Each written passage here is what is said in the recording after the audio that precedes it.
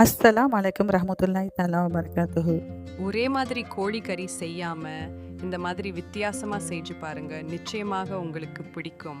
அதற்கு முன்பு மறக்காம சிங்கை பிரின்சஸ் சேனலை சப்ஸ்கிரைப் பண்ணுங்க. 10 துண்டா வெட்டிய கோழி 1, மிளகாய் தூள் 1 கரண்டி, மல்லித்தூள் 1 கரண்டி, மிளகு தூள் 1/2 கரண்டி, இஞ்சி பூண்டு பேஸ்ட் 1/2 கரண்டி, தயிர் 2 கரண்டி, உப்பு தேவைக்கேற்ப, கரம் மசாலா 1 கரண்டி. மசாலா கோழியில ஏறுற மாதிரி நல்லா மிக்ஸ் பண்ணி 1 மணி நேரம் மேரினேட் பண்ணுங்க.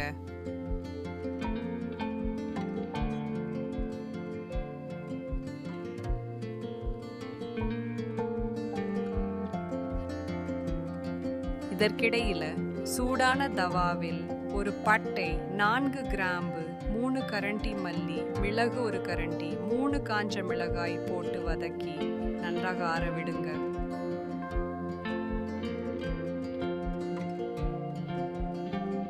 அடுத்து ஒரு சூடான சட்டியில் 3 கரண்டி எண்ணெய் விட்டு எல்லா கோழி துண்டையும் பொரித்து எடுங்க.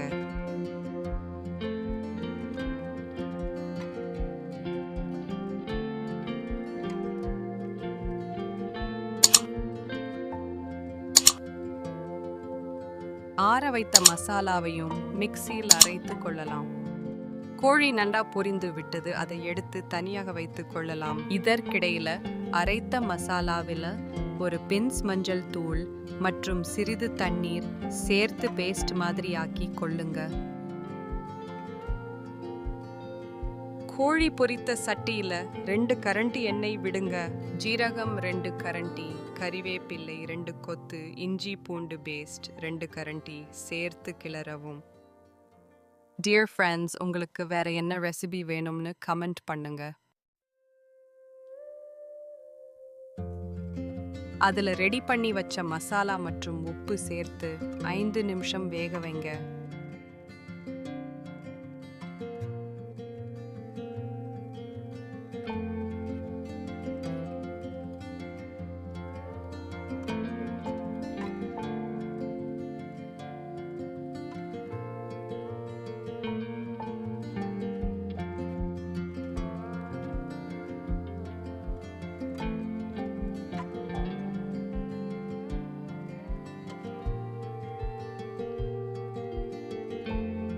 இப்போது எல்லா பொரித்த கோழி துண்டையும் சேர்த்து நன்றாக கிளறவும்.